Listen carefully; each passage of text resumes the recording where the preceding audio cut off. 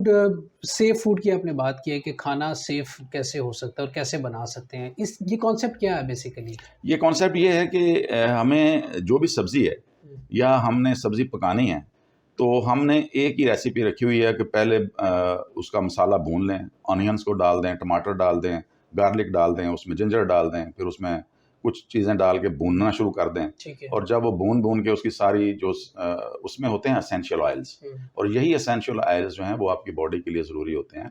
और यही essential oil medication भी है, यही आपकी स्पाइस भी है, और यही आपके इंटरनल बॉडी सिस्टम को मॉडरेट करते हैं। ओके। और यही सिंप्लिसिटी है। अब किया हमने क्या कि उसको भून-भून के घी में या तेल में, और वो भी हमारे जो है ना, वो जो वेजिटेबल ऑयल आ रहा है उसमें जो ट्रांस फैट्स हैं वो ज़्यादा हैं। अच्छा, वो हमारी बॉडी के जी। लिए इक्विवेंट नहीं कर रहे। हुँ, अब वो सारी उसकी अफ़ादियत तो पहले ही ख़त्म हो गई। बिल्कुल फिर सही। सब्ज़ी हमने उसमें डाल दी और उसको हमने टेम्परेचर पे भूनना शुरू कर हुँ, दिया, पकाना शुरू कर दिया। Hmm, sabzi is a very delicate food. हुँ, ये इसके अंदर अल्लाह ताला ने अपना पानी रखा होता है, हुँ, जिसमें ये खुद पक सकती है। बिल्कुल ठीक और है। अपने पानी में जितनी स्लो आँच पे ये पक हुँ, जाए, वही अफ़ादियत है खाने की।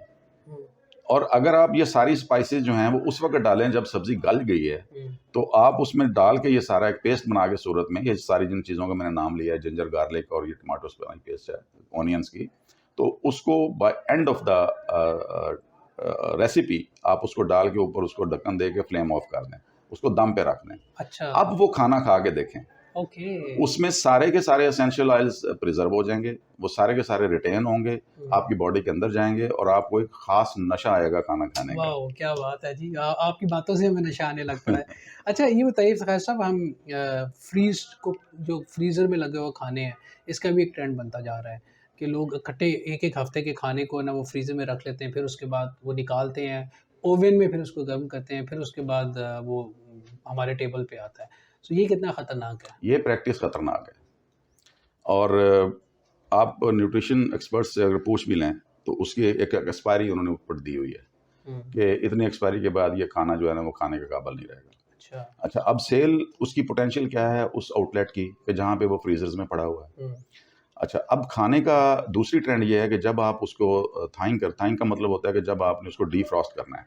अब डीफ्रॉस्ट करने के लिए हम ओवन में रख देते हैं, ओके, वो और खतरनाक। और ख़तरनाक है। हुँ, अब अगर आपके पास टाइम है, तो आपने अगर लंच के टाइम पे उसको पकाना है, तो आप उसको निकालें, उसको अपने हुँ, नॉर्मल टेम्परेचर पे बाहर रख के तो उसको हुँ, डीफ्रॉस्ट होने दें, ठीक। ताकि वो एकदम से जो है ना कुकिंग पे ना जाए। हुँ, दूसरी चीज़, तीसरी चीज़ ये है कि सबसे बड़ा डायलेमा इसमें ये है कि हमारी फूड वेस्टेज बहुत ज़्यादा है। जितनी एक्सपायरी है, सारे तो हुँ, नहीं यूज़ हो गई, कंज़्यूम बिल्कुल हो गई। ऐसे, बिल्कुल और ऐसे। उन डिपार्टमेंट स्टोर से और उन सप्लायर चेन से पूछें, तो वो खाना कहाँ जाता है जो आपका जो है, जो आपने वेस्ट कर दिया है। बिल्कुल ऐसे। वो दोबारा रिप्रोसेस करते होंगे या हुँ, मेल्ट प्रैक्टिस करते होंगे या हुँ, कहाँ लेके जाते हैं, हमें हुँ, तो उसका नहीं पता हुँ, कि उसका फर्टिलाइज़र बनता है या क्या बनता है। तो इन दोनों सूरतों में हमारे लिए अलार्मिंग इसलिए है कि हम तो एक पॉल्यूट कर रहे हैं अपनी क्लाइमेट को भी, हुँ, दूसरा हम सेफ फूड नहीं दे रहे, हुँ, तीसरा हम ज़रूरत से ज़्यादा जो है इसको फ्रीज़ करने के बाद इसकी 50% न्यूट्रिशन ज़ाया कर देते हैं। ओके। तीसरी सबसे बड़ी है प्राइस फैक्टर, हुँ, कि ऐसे खाने जितने पड़े हुए हैं स्टोर्स में, हुँ, उनकी प्राइस भी ज़्यादा है। हुँ, और जब आप घर में लाके उनको पकाना शुरू करते हैं, तो आपकी जो अपने घर के एक्सपेंसेस हैं, उस पे बढ़ जाते हैं। हुँ। बिल्कुल ऐसे ही है, बिल्कुल ऐसे ही है। बिजली का वो भी खर्चा, सब फिर चीज़ें गैस का खर्चा, फिर सारा कुछ है, फ्रीज़ करना उसको। फ्रीज़ करना। हुँ, इसी कॉन्सेप्ट को हमने सामने रखते हुए होम गार्डनिंग की कॉन्सेप्ट को तरवीज देना चाह रहे हैं एग्ज़ैक्टली। कि एक एक ज़बरदस्त कॉन्सेप्ट